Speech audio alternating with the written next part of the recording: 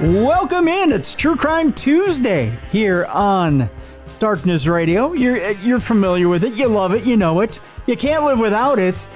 Today we're doing a little something different. You're familiar with Rip from the Headlines, of course, and that's what we're doing today. Today is a little bit different day. We're going to bring in our co-host with the most, the BCB, the Big Cuddly Bear himself, Beer City Bruiser. Kids, be gentle with him today. He's been tossed around. He's been torn in 14 different directions. And of course, you people have given him the con crud. So we're going to be gentle with the BCB today. Bruiser, how you doing? I'm doing great. I'm exhausted, physically, mentally, emotionally. As you can tell from my voice, I've used it a lot. Wrestlecade weekend was a huge success for your boy. But not only did I return to the ring Saturday and Sunday, I also produced 3 different shows with a total of over 50-some matches. Oh wow! 3 of the matches being battle royals with 30 people. Jeez. So I'm having to produce all that, and then if people want to know what goes into producing matches or a show on my level, it's finding out everything going on, getting a headset to talk to the director, the cameraman, the referees, the sound guy, trying to get the right shot. So you fans at home, when you're watching it on Title Match Network, we give you the best shot we can get. Mm-hmm. And you guys don't miss anything. So I'm constantly on the headset. I'm constantly talking to talent. I'm telling referees, because in wrestling we have times. We have to stick to a time. The stream cuts at this time, so we have to get all this stuff in within my job to make sure we keep everybody going in and out and keep you on time. So it's just crazy. And then with that too, we're dealing with all the legends and all the wrestlers. One show is a complete women's show, so I'm having to deal with over 50 women. And which is a dream to some guys, but And on top of that, I had a meet and greet, which I got to meet a couple listeners. Shout out to them. Thank you for supporting us. Hopefully got some new listeners. We had those little code things you can scan, and it would take you to the Darkness Radio Show website. And, nice. So hopefully we got some new listeners, and I got to meet some of our listeners, which is great. Sign some pictures for them. And yeah, so as you can tell from my voice, and you can probably tell from looking at me, Cruiser, that I'm not on fumes. In fact, before we started recording, Mrs. Bruiser came in here to give me some Dayquil and 3 bottles of water. There you go. We're going to try to save your voice a little bit today. We've got we'll have you weigh in occasionally here. We'll Oh yeah, no, Mrs. Bruiser asked me, "Are you recording with Tim this week?" I said, "I have to. We got listeners there. Yeah." They're expecting the show, and I want to be here for them, and you'll get me through it. I know you will. I'll get you. You're a professional. I'll get you through it. You've been doing this a little bit. That's right. Well, Rip from the Headlines today is quite interesting here, Bruiser. It's let's just say there are some stories that are very alarming. By the way, people are dismembering people at a record rate. I learned that as we're going through some of and by the way, with Rip from the Headlines, we're getting into some of the crimes from around the country that you may or may not have seen in national headlines. We're getting down to your local state levels, and people are getting aggressive, Bruiser. I know we're butchering turkeys this time of year, but not turkeys as in jive turkeys like your neighbors, friends, family, and others. There are a lot of people that are getting aggressive. I don't know what it is. I don't know either, because it takes a lot to dismember a human body. It's not like a turkey. No. So I figured I wouldn't get into the aggressive nature of the country right now. I figured I'd pull some stories that were not as aggressive. We're going to get into some aggressive stories. Trust me, there are some out there that are absolutely spine-chilling that we'll get into. But let's start off with one that is spine-chilling. Okay. It doesn't matter what side of this debate you're on. Derek Chauvin, who was the Minneapolis police officer who was convicted in the killing of George Floyd, actually got stabbed in prison. Oh, really? Okay. And barely escaped with his life. Really? Okay. Yeah. Well, now his mom is breaking the silence on that prison stabbing as employees performed life-saving measures, that's in quotes, on Derek Chauvin. The family of disgraced former police officer Derek Chauvin claimed they were kept in the dark about the details of his prison stabbing that required employees to perform life-saving measures. Chauvin's mother, Carolyn Palenti, found out her son was seriously injured in a stabbing through the media and was not contacted by any officials of his condition, according to Alpha News on Saturday afternoon. How the hell do these news agencies know, and his own mother doesn't even know? And that prison has an emergency contact number for me, Palenti told the outlet. So she didn't even get notified that her own son had been stabbed in prison. What you'd think they do? That's your son. Or is he married? Yes. Well, I should say he was married. His wife had filed for divorce. Okay, so when he went to prison, she filed for divorce. So yeah. I'd be surprised that his next of kin isn't his mother then. Well, they wouldn't let him know. Well, she should be. And I would think that she's probably listed on some sort of form somewhere. We'll read on and find out. Yeah. Palenti explains she's worried and scared about her son's condition. I can't even think what to say. I haven't been to bed and made a path in my kitchen and living room floor for pacing, Palenti went on to say. Chauvin's attorney, Bill Moorman, said that he has tried to contact the Bureau of Prisons on behalf of his client's family to find out more about the stabbing, but has yet to hear back from the agency. We have attempted to contact the Bureau of Prisons regarding the media reports regarding Mr. Chauvin, and we have not heard back, Moorman told the outlet. Gregory M. Erickson, another of Chauvin's attorneys, called out the prison for its lack of transparency. It appears to be indicative of a poorly run facility and indicates how Derek's assault was allowed to happen, Erickson said in a statement on Saturday. How the family members who are in charge of Derek's decisions regarding his personal medical care and his emergency contact were not informed after his stabbing further indicates the institution's poor procedures and lack of institutional control, the lawyer said of the prison. 47-year-old Chauvin, who's serving 22 and a half years for the May 2020 death of George Floyd, was attacked around 12:30 p.m. on Friday at the Federal Correctional Institution in Tucson, Arizona.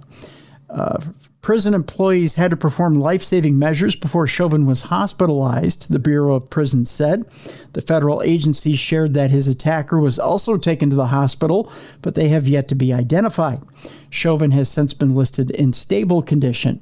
Brian Evans, a Minnesota Attorney General spokesperson, said Saturday that they have heard that Chauvin is expected to survive. Visiting at the facility remains suspended as of Sunday, according to the prison's website.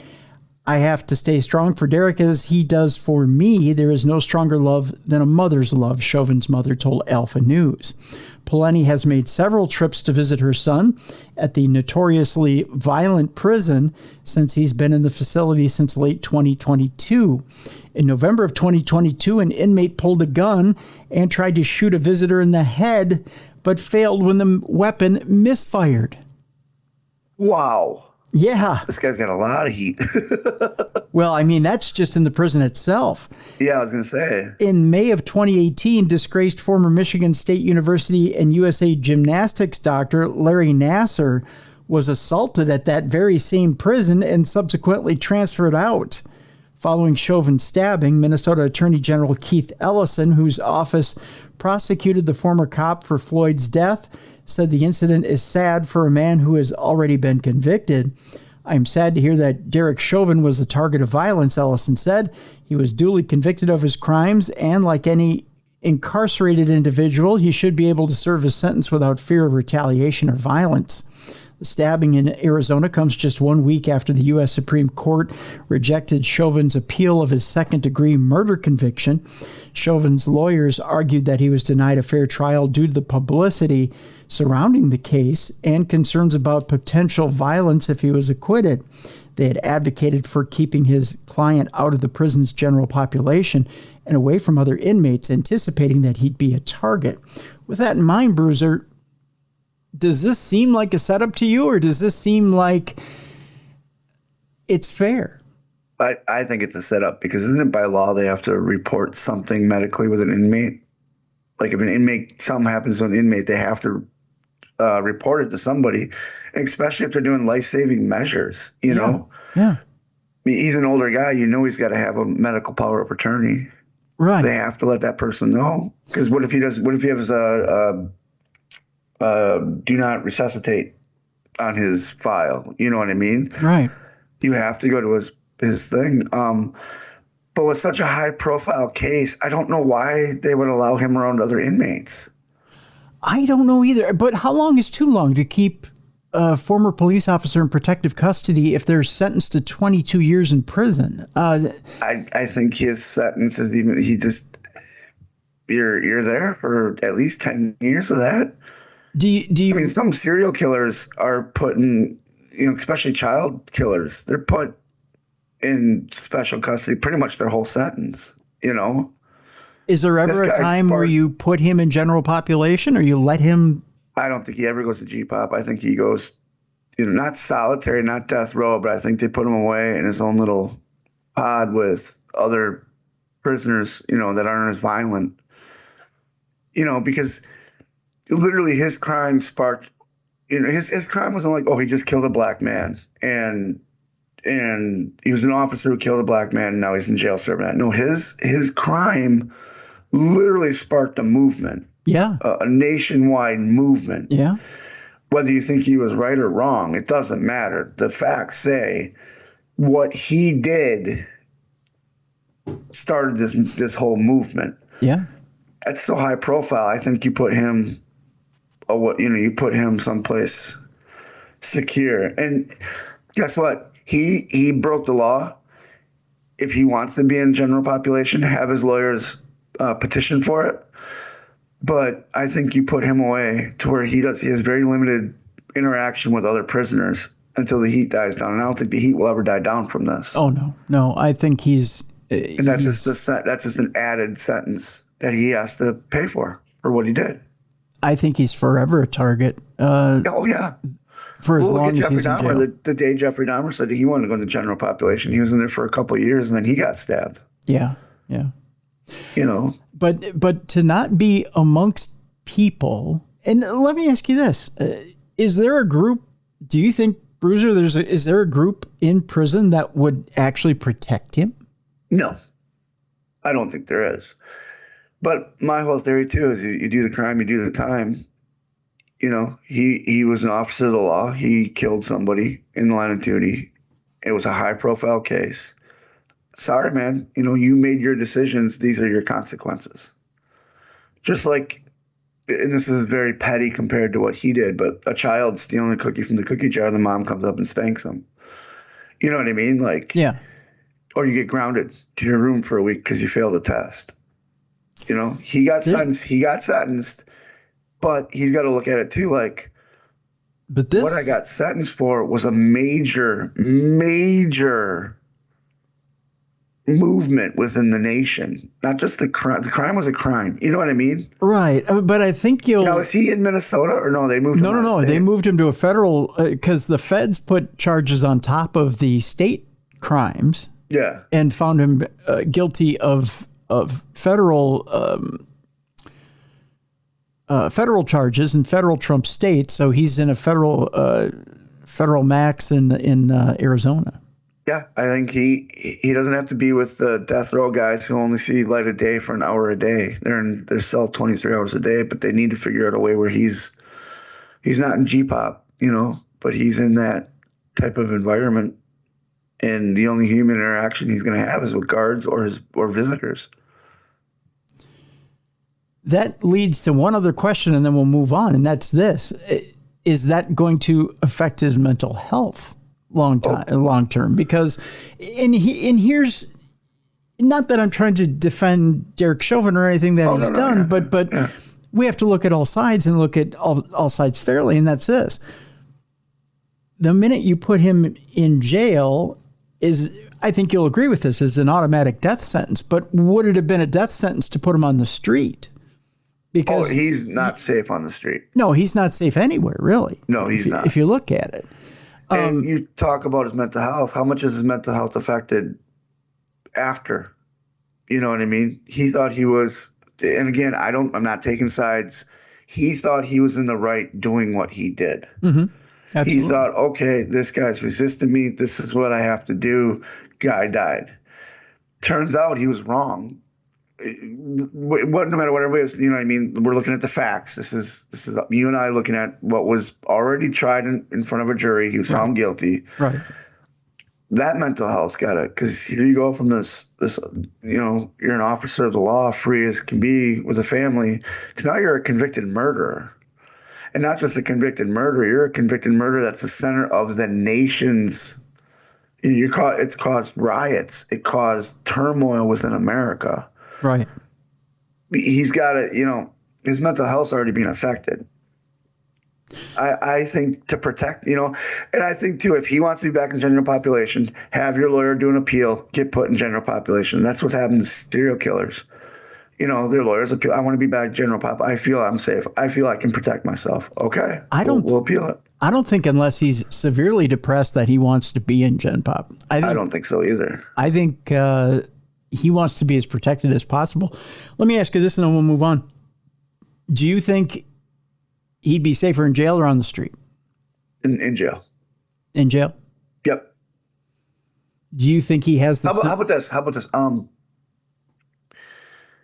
I think the amount of innocent casualties that could happen are better off if he's in jail. Because think about this.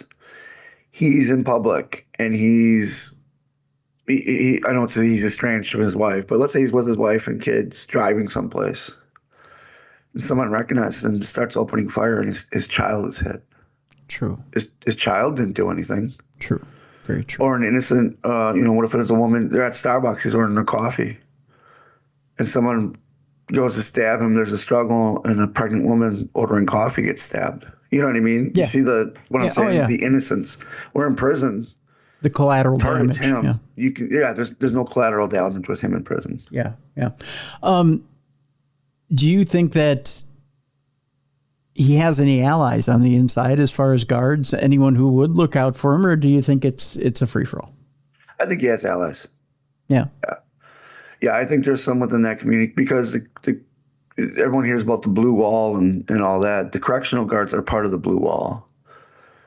So I don't think he has all the guards on his sides, but I'm sure the guards are probably just like America. They're split right down the line. Some thought he did the right thing. Some thought, he did the wrong thing. And I think that's it away. And I think he'll find those guards right away. Okay. All right.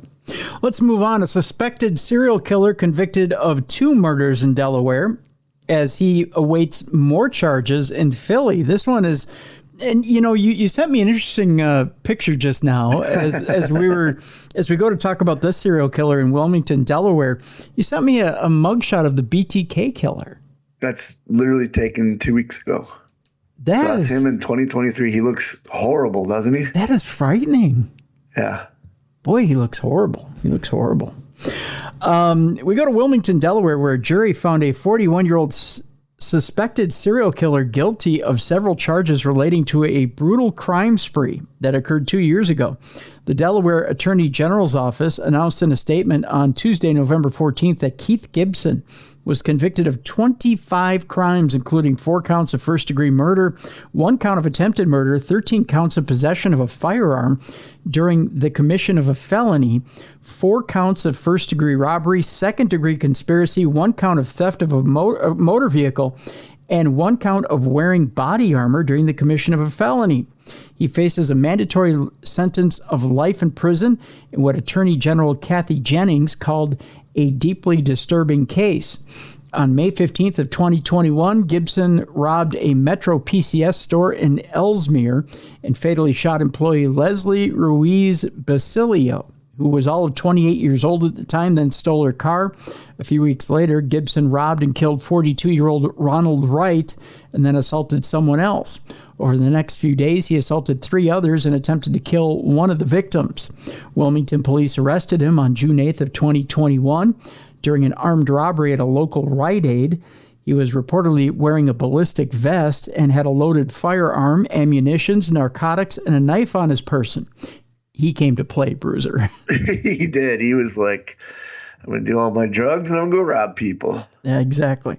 He was indicted in July of 2021 on 41 felony counts. The Delaware Attorney General's office said at the time he was also considered a suspect in several murders in Philadelphia that occurred the same year. According to WHYY-FM, the Y. I want to the Y. I want to know what format that is, by the way. I do too. I'm so curious. It has to be news radio. It has to be news talk. We ask you why 24/7. Unless it's a rock band and a rock station, and also plays the Who. Oh, that'd be good. Yeah, Who, What, Where, or Why, the Guess when. Who. That's true. The Guess Who and the Who all day long. On the Why, we play the Who. Guess Who. Gibson is believed to have killed 4 people in Philadelphia between February and June of 2021, including his mother, Christine Gibson. He also allegedly fatally shot Dunkin' employee Christine Lugo and 2 other men. You should get the chair for killing Dunkin' employees. Just saying. I'm a huge Especially fan. if they're making those little munchies. Oh my gosh. Yep. And just the thing of bacon. Oh yeah. Oh Yeah. I fell in love. I didn't know they had that till I went there the other day, and somebody said, "Oh, yeah, they have really good breakfast tacos." So I went to go check it out, and I'm like, "Wait, I can order just bacon?" Yes. Just breakfast bacon in a little paper wrapper. Yeah, and it's amazing. You gotta love it. Attorney General Kathy Jennings said in a statement following the conviction, the defendant carried out a vicious, cold-blooded crime spree, killing 2 and injuring 4 people in Delaware and facing pending charges for yet more violence in Pennsylvania. He was armed and wearing a bulletproof vest when law enforcement arrested him, and it is difficult to fathom how much more destruction he would have caused had he not been apprehended. We'll move on to California, where a man is convicted of beheading the mother of his child with a samurai sword. Whoa. The hits just keep on coming, Bruiser. They do. You were kidding about dismembering. It seems to be an epidemic right now. It does. Yeah, and we'll continue on and go to San Mateo County, California, where a jury found a 34-year-old man guilty of beheading his girlfriend with a sword last year in what prosecutors called a vengeance motive. The San Mateo County District Attorney's Office posted on social media that Jose Rafael Solano Landeta was convicted of first-degree murder with use of a sword in connection with Karina Castro's death. On September 8th of 2022, a witness flagged down San Mateo County Sheriff's Office deputies in San Carlos and alerted them about an assault nearby.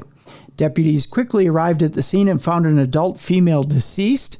The sheriff's office said at the time the suspect was known to the victim. The Redwood City Pulse reports that Castro had 2 children, and Landeta was the father of one of them. Officials said he used a samurai sword and was slashing numerous times, causing the victim's head to be almost severed. Oh, jeez. Ah. That's taking what is it, 40 whacks? Yeah, that's a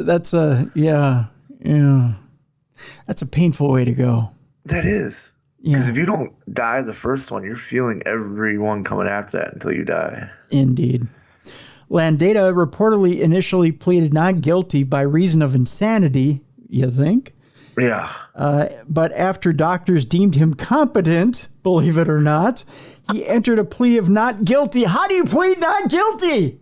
The cops saw you, man. Yeah. Yeah. His attorneys reportedly argued he killed Castro in self-defense because he thought Castro was trying to stab him. Okay, I can understand the first whack. What about the other 39 whacks? You almost beheaded her. Right, yeah. That's not self-defense. No, at a point you can stop. Yes. Yeah. She tries to stab you, you turn around, stab her back, walk away. Now I might give you self-defense. But when you behead her, no. No. Landeta's defense attorney said Landeta had a psychotic break at the time of the killing. According to NBC Bay Area, Landeta was not taking his schizophrenia medication when he killed Castro. Prosecutors reportedly said in court that Landeta was angry at Castro because she accused him of having a sexual relationship with an underage girl and that she would expose him by sharing that information online. Landeta reportedly sent Castro ninja and blood emojis in his messages. I didn't know there was a ninja emoji, but now I know. Thank you. I didn't either. I gotta look that one up. So Tim, if I randomly send you a ninja blood emoji, do you think right away I'm coming over with a sword to behead you? Or are you thinking, huh? You want me to donate blood at the ninja blood factory? Right. Like, what? I thought the Red Cross did that, not the Ninja Academy. I don't know. I'd be confused for sure. Castro's father, Martin Castro, told Redwood City Pulse the verdict is bittersweet. He said, I am hoping to get some closure and normalcy back in my life, or at least try. It feels like weight was lifted from my shoulders. Landeta faces up to life in prison for the charge. Good. All right. Another dismembering, this time by carjacking. Oh, wait, okay. This is going to be cute. I have questions, so I can't wait to hear the story. 3 teens plead guilty to killing a New Orleans woman during a carjacking that dismembered her. 3 teens, again, pleaded guilty this week to carjacking a 73-year-old woman and dragging her more than a block with her arms still stuck in the vehicle. Oh, ouch. Yeah, while a 4th still faces a trial. NOLA.com reports that 17-year-old, I believe this is Brenaya Baker, 16-year-old Lenira Theophile, and 16-year-old Markel Curtis entered the plea for attempted manslaughter in connection with Linda Fricke's death. They were initially charged with second-degree murder. They were all sentenced to 20 years in prison. Fricke's sister said regarding the plea, for them to plead guilty and say they want to do the 20 years is a relief to us. The 4th suspect, 18-year-old John Honor, I believe it is, pleaded not guilty to second-degree murder. His trial will begin Monday, November 27th. NOLA.com reports that the trial will most likely only last about 3 days. On March 21st of 2022, New Orleans Police Department officers were called to the 300 block of North Scott Street regarding a carjacking and found Fricke on the ground unresponsive. New Orleans police said Fricke's arm was detached from her body. She was pronounced dead at the scene. Ouch, ouch, ouch. Yeah. Police determined the 4 teens carjacked Fricke, which caused her to be thrown from her vehicle during the commission of the offense. Then the suspects fled from the scene in a Nissan. Then New Orleans Police Department Superintendent Sean Ferguson said during a press conference he believes Fricke was tangled in her seatbelt, which caused her arm to be severed from her body and dragged during the incident. Ow. That sounds incredible. That's a horrible way to go. It's incredibly painful. All 4 of the suspects were charged as adults. NOLA.com reports that Honor allegedly played a bigger role than the other 3 in the carjacking, including reportedly beating Fricke as he pushed her out of the car. So he's the one that knew she was all tangled up and everything. Yeah, yeah. He's pleading not guilty. And he's pleading not guilty.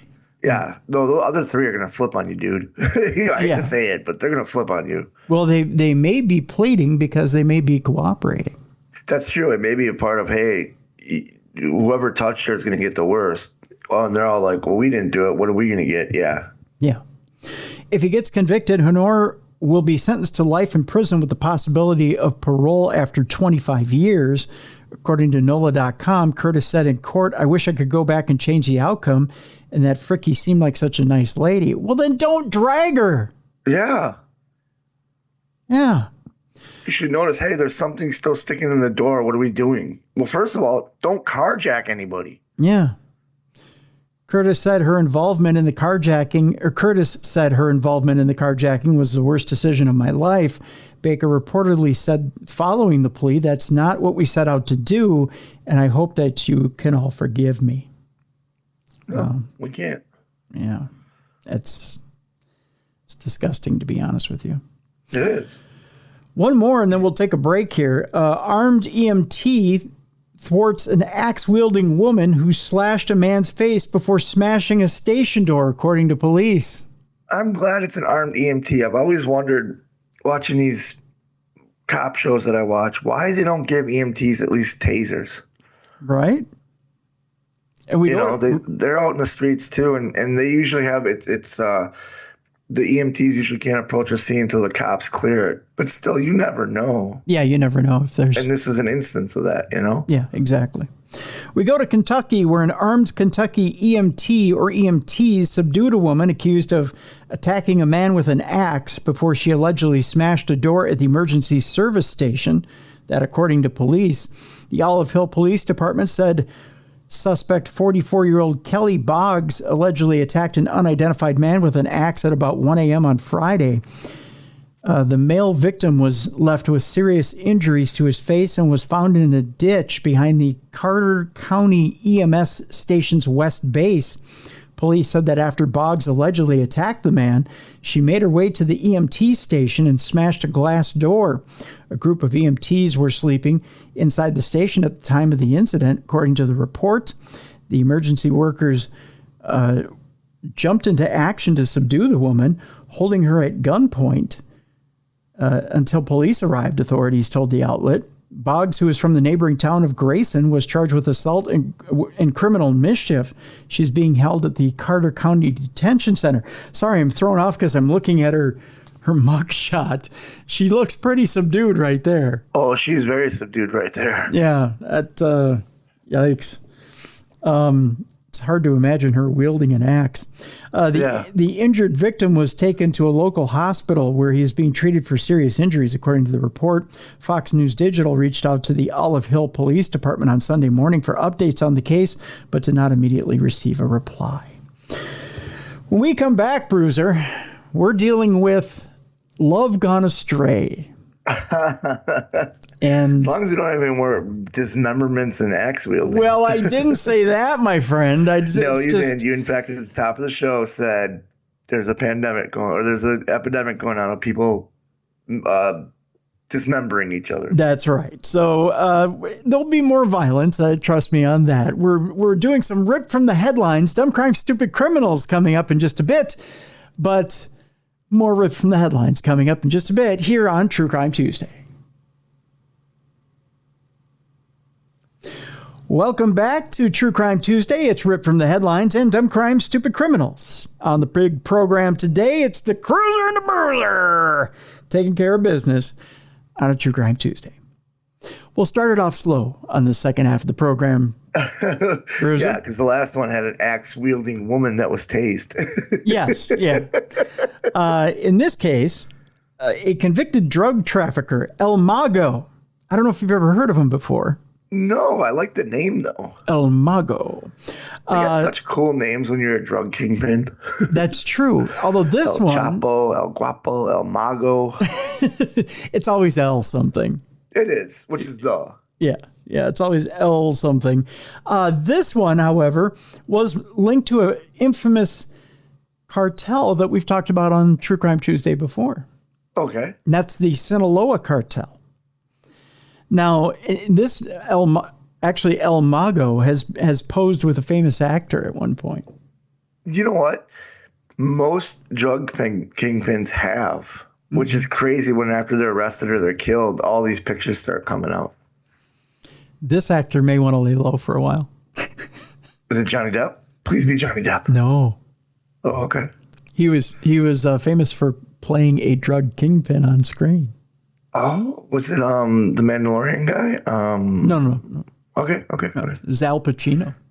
Oh.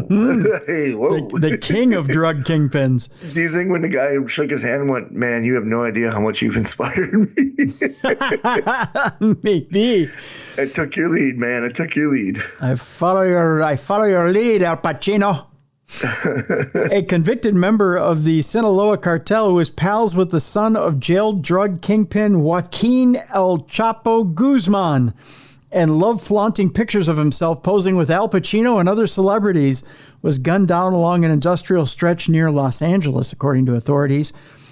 39-year-old Eduardo Escobedo was one of two men killed on Thanksgiving morning along Town Avenue in Willowbrook, California, according to Los Angeles County Medical Examiner and Los Angeles County Sheriff's Department.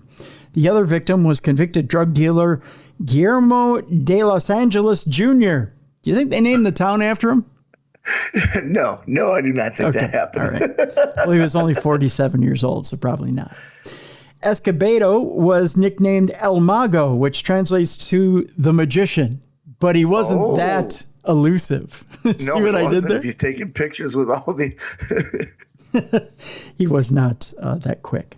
Once the cartel's top marijuana trafficker, he served 4 years and 9 months in a federal lockup for conspiring to distribute more than 10,000 kilos of pot, or about 22,000 pounds. Wow, that's a lot of pot. Yeah, it is. But he only did 4 years. Yeah, that's it. Okay. He made himself disappear. Yeah. See, I could give you one of these. Because he's a magician. That's right. And And you think he did a lot of card tricks in prison? Is this your card? Is this your card? Is this your pound of weed? They all disappear up his ass. And laundering drug proceeds. He went to jail for that as well. He was released in 2018. Escobedo and De Los Angeles died at the scene after sheriff's deputies responded to a report of shots being fired in the industrial area filled with warehouses. You think they were a little slow to show up? Yeah, I think they probably got the call and went, you know what, let's go get a donut first. We'll be there. Yeah. We'll get there. A third man was taken to a local hospital with non-life-threatening gunshot wounds. He was not identified. It appears that there was some type of gathering or party at the location from last night to early this morning. Don't think it was a party. Yeah. Drug kingpins don't get together in a warehouse for a party. No, they get together to pick up stock. Yeah, we've watched enough movies. And you know what? Al Pacino used to meet in a warehouse back in the day when he was Scarface. That's right. Hey, maybe Al Pacino was there. But mate, you never know. You never know. That according to Lieutenant Omar Camacho, who sounds like a drug kingpin himself. He's either the kingpin or he's the kingpin's like right-hand man. That's true. Raised in East Los Angeles, Escobedo became the primary pot distributor locally to Guzman's oldest son, Ivan Archivaldo Guzman Salazar, according to the LA Times. He laundered the proceeds in part by buying exotic cars and shipping them to Culiacan, which is Sinaloa's capital and the cartel stronghold, which I'm trying to remember which movie I watched. Oh, no. It was the miniseries. I'm trying to remember which guest we had on the Mexican miniseries. But they showed that in the miniseries that the drug kingpin in that series, that's how he starts out, shipping exotic cars back and forth. Okay, was it Narcos on Netflix? No, not Narcos. It's on one of the Spanish-speaking streamers. Well, and that's how most drug kingpins start, is the little crimes, and then they prove themselves and get bigger. Yep. I mean, watch Scarface, you'll see it. Yep. It's believed Escobedo also ordered the murder of a rival trafficker who was gunned down in his Bentley on the 101 freeway in 2008, while Escobedo was never charged in that murder. His brother and another man were convicted and are serving life sentences. In October of 2013, Escobedo was caught on a wiretap speaking with Guzman Salazar about smuggling more than 5 tons of marijuana through a tunnel under the U.S.-Mexico border. So that's how they do it. Gotcha. Guzman Salazar remains one of Mexico's most wanted men. Escobedo also openly flaunted an opulent lifestyle on social media in recent years, posing for photographs with Floyd Mayweather, Al Pacino, and other celebs. He also wore flashy tracksuits by Dolce & Gabbana and a diamond-encrusted, is it Richard Mille watch? Richard Mille watch? I'm not a watch guy. But I don't know. I don't I'll have take one. it. You can correct me on social media or on an email. I don't have one. I don't know. I know about Rolexes. Oh, yeah, that's and Timex. And Timex, sure. One photograph, and I know Tom Ford. Okay. Yeah. One photograph. Fossil. I know Fossil. Fossil. Yeah, I know Fossil as well. One photograph showed Escobedo holding a duffel bag full of money, according to the Times. In another, he embraces a member of the Mexican mafia while holding a bottle of Dom Perignon champagne. I know that too. So there you go. We move on. An Ohio teen allegedly killed her boyfriend's mom with a rock after giving him an ultimatum. Really? Okay. Yeah. Well, find the closest thing again. I guess, right? We go to Canton, Ohio, home of the Football Hall of Fame. Prosecutors are accusing a 17-year-old girl of beating and strangling her 33-year-old boyfriend. Oh my God, 33-year-old boyfriend's mother to death because she allegedly believed the mom was preventing the couple from being together. Well, there's different ways of going about it. You don't have to beat her with a rock. Now you're not going to be with him. 33 and 17? Would you allow your 17-year-old daughter to be with a 33-year-old? No. Hell no. I wouldn't either. The mom was completely in the right. But yeah. On May 5th, the Canton Police Department reached out to Sylvania Township Police and requested they conduct a welfare check on 53-year-old Nicole Jones. Officers went to her home on Timbers Edge Boulevard and did not find her, but there was evidence she was the victim of a homicide. Sylvania police issued an arrest warrant for a juvenile female, later identified as Caitlin Coons, on charges of aggravated murder and tampering with evidence. U.S. Marshals joined the search for Coons and her boyfriend, Jonathan Jones. Coons was reported missing in April, while Jones had a warrant out for his arrest out of Wood County for pandering obscene material and child endangerment. Coons ran away from a group home in Stark County and allegedly texted a nurse in the home that she had killed 2 people. Nice girl. Why would you? Oh, at least she was being honest. Yeah. WJWTV reports the second person Coons claimed to have killed was at a bus stop in Arizona and did not actually get hit by gunfire or die. Jeez. Wow. U.S. Marshals caught up with the couple in Mexico and arrested them. The couple allegedly had Nicole Jones's Social Security card, license, and other forms of ID on them, as well as a backpack with burgundy stains. Yikes. I wonder what the burgundy stains were. Thinking there's a head in there. On Friday, November 17th, a Lucas County judge determined Caitlin Coons will be tried as an adult for allegedly killing Nicole Jones. Sylvania Police Department Detective Jake Albright noted in a police report that Coons allegedly told Jonathan Jones they needed to do something about his mother because she was preventing them from being together. Albright reportedly wrote in the report that Coons confessed to killing Nicole Jones after giving Jonathan Jones an ultimatum. WJW reports that Coons allegedly told Jonathan Jones he had 5 hours to decide whether they were going to do something about his mother. Oh, come on.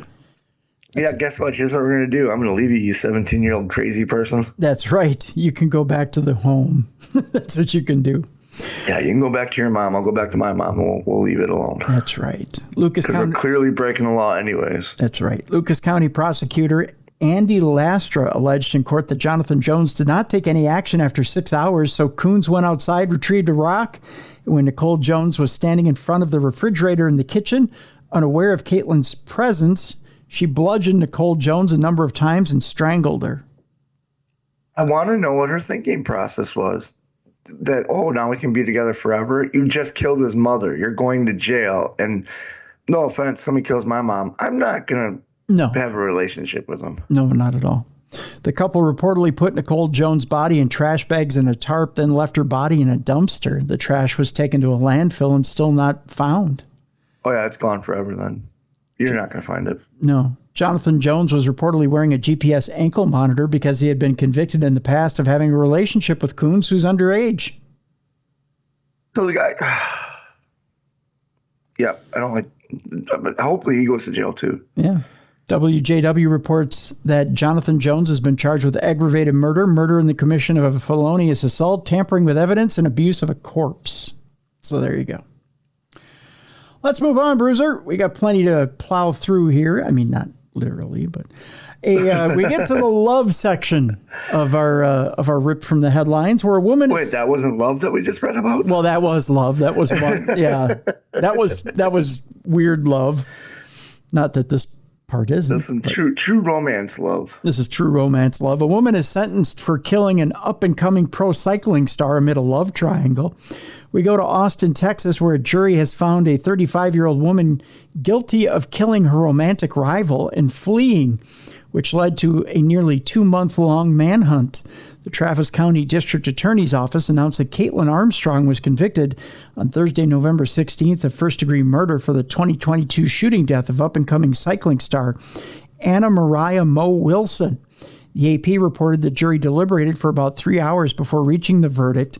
On November 17th, a judge sentenced Armstrong to 90 years in prison. On May 11th of 2022, at just before 10 p.m., officers responded to a residence after someone called to report her friend, later identified as Wilson, as bleeding and unconscious. Police found Wilson has sustained several gunshot wounds, and she was declared deceased at the scene.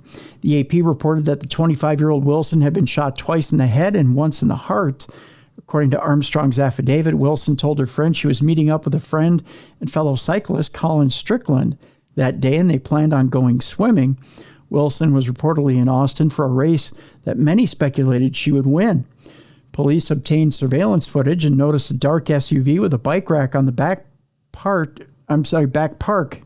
near the friend's home. The SUV was reportedly the only car in the area until first responders arrived. The investigators went to Strickland's home and found a dark Jeep Cherokee with a bike rack parked in the driveway, or in his driveway, rather. He told investigators Armstrong owned the Jeep and he never drove it. Strickland spoke with detectives and said he lived with his girlfriend, Armstrong. The two had been together for 3 years, but broke up briefly in October of 2021. While separated, Strickland met Wilson, and the two had a short relationship until he rekindled his romance with Armstrong. The affidavit says Armstrong found out in May of 2022 that Wilson and Strickland were still together, even though he was back with her. The U.S. Marshals Service said police issued a warrant for Armstrong's arrest May 17th of 2022. On May 18th of 2022, Armstrong used a fake passport and flew to Costa Rica. Prior to her leaving, she sold her Jeep Cherokee to CarMax. So now you know what you're getting when you go to CarMax. Yep. Marshals apprehended her in Costa Rica in June of 2022, extradited her back to Texas. According to the AP, while in Costa Rica, Armstrong underwent plastic surgery and dyed her hair, because why not? Yeah. After the verdict, Wilson's mother said in a victim impact statement, "When you shot Mariah in the heart, you shot me in the heart." She added, "She lived as if every day was her last day, and she lived it so fully, she never wasted any time," saying it seemed like Wilson knew her life would be short, which is sad to say. We move on. A Michigan caregiver is charged after 82-year-old woman is allegedly wandered into the snow and died. A 58-year-old caregiver has been charged in connection. Who left the door open and let grandma out. Well, that's what's alleged. However, I have a feeling that something else devious happened here. A 58-year-old caregiver has been charged in connection with the death of an 82-year-old living facility resident who wandered into the freezing cold. Michigan Attorney General Dana Nessel announced that her office charged Colleen O'Connor with second-degree vulnerable adult abuse on Monday, November 21st. In the early morning hours of December 23rd, 2022, O'Connor reportedly noticed that Lois Carey, who's been identified as the victim, tried to go outside 2 different times without appropriate attire into a blizzard with single-digit temperatures, sub-zero wind chill, and blowing and drifting snow. That, according to the Lansing State Journal, who reported that the area was under blizzard conditions at the time. According to the Attorney General's office, at approximately 7 a.m., a snowplow driver discovered Carey buried in the snow in the parking lot. Oh, geez. So there wasn't much of an attempt made here. No. A caregiver reportedly said that Carey had been covered by a heavy layer of drifted snow, suggesting that she had been there for quite some time. The victim was transported to a local hospital via ambulance, where she died of hypothermia. At the time of Carey's death, O'Connor was working as her caregiver at Vista Springs Imperial Park at Timber Ridge, an assisted living facility. The Attorney General's office alleges that O'Connor recklessly failed to act to prevent the victim from going outdoors into the storm, resulting in her death. Nessel said in a statement, caregivers have a responsibility under the law to act in the face of grave danger to a vulnerable person in their care. O'Connor appeared in court for her arraignment on Monday, November 20th, and was given a $5,000 bond. She is set to appear in court again for a probable cause conference on November 30th. And it wasn't like it was the first time the lady was trying to do it. She tried to get out there twice before.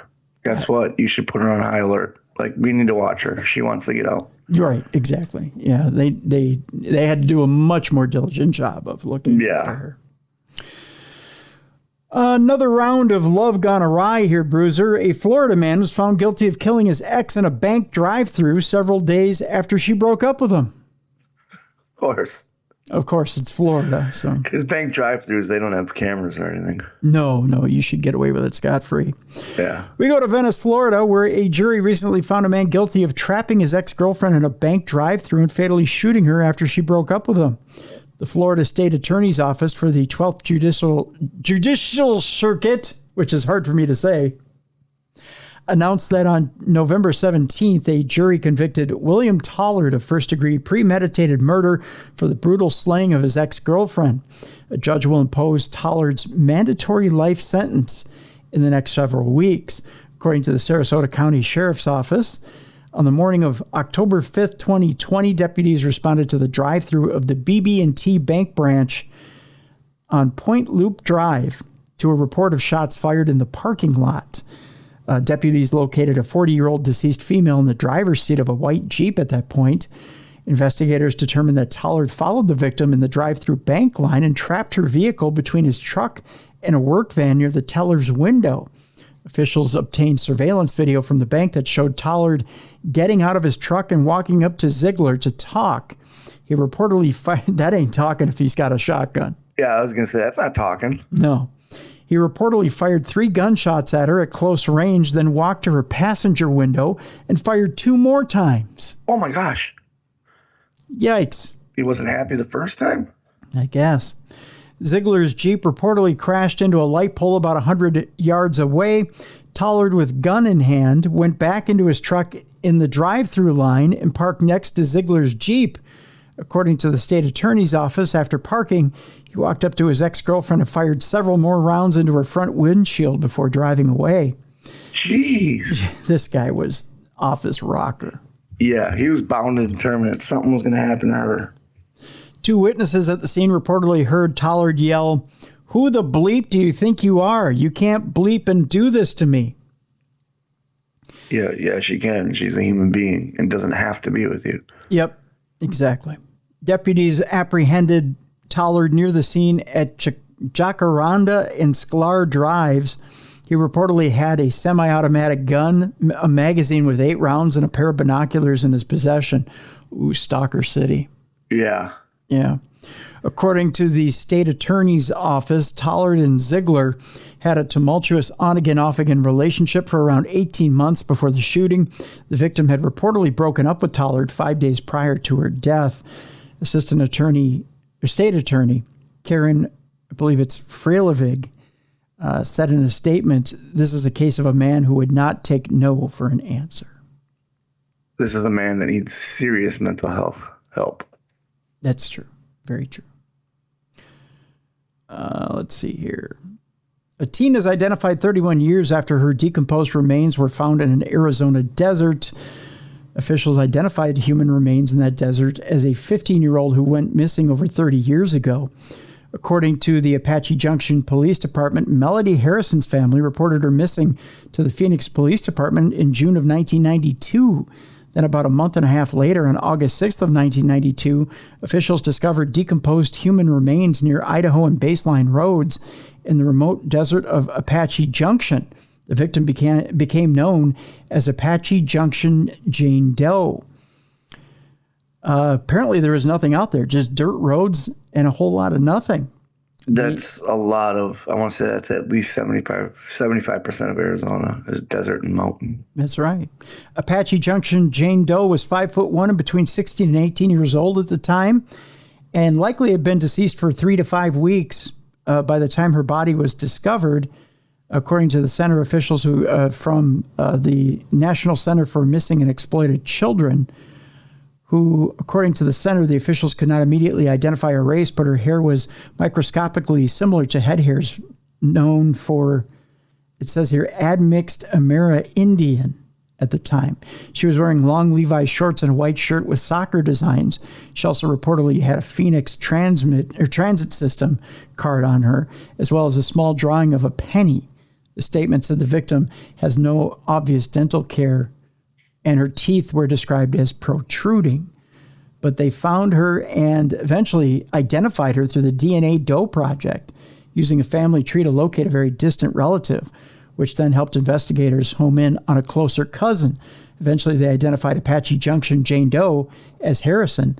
She reportedly lived in Phoenix and was in her freshman year at Stone Mountain High School. So there you go. Okay. Yeah, interesting. Well, I'm glad they found her. Yes, most definitely. Let's get to a celebrity story. You ready for this? Oh, definitely. Hulk Hogan's son is arrested for a DUI in Clearwater, Florida. I know all about this. Yep. Same street, too. Same street. Nick Balea, son of the wrestling legend Hulk Hogan, was arrested in Clearwater on a charge of driving under the influence. An arrest affidavit said at around 1:18 a.m. on Saturday morning, officers were conducting a stop at Gulf to Bay Boulevard, spotted a Dodge Ram that was approaching them in a separate lane. An officer used his flashlight to signal Nick, whose legal name is Nicholas Balea, that he must move another lane over and slow down, but police said he did neither. The Clearwater Police Department said another officer detected that the vehicle was speeding at 51 miles an hour in a 40 on his in-car radar. When Balea was pulled over for a violation of the move over law, officers said he showed signs of impairment, saying he was swaying and unsteady and had a strong odor of an alcoholic beverage and had bloodshot glassy eyes. According to police, he refused to take a breathalyzer test and failed sobriety test. Brother! Balea previously made headlines in the late 2000s when he, at the age of 17, was involved in a serious crash that left him and his friend John Graziano in Bayfront Hospital on August 26th of 2007, which, by the way, was my 37th birthday. They weren't celebrating. Yeah, they weren't celebrating, by the way. Well, no, Graziano went into a coma. Yeah, he did. Yeah, he did. This incident also happened in Clearwater. According to Sam and Ash Injury Law, Balea pleaded no contest to a charge of reckless driving in May of 2008, getting a sentence of 8 months in the county jail and 5 years of probation. Graziano's family also sued Balea and Hulk Hogan for the victim's injuries, which left him paralyzed and in need of nursing care for the rest of his life. Lawsuit ended in a $1.5 million settlement.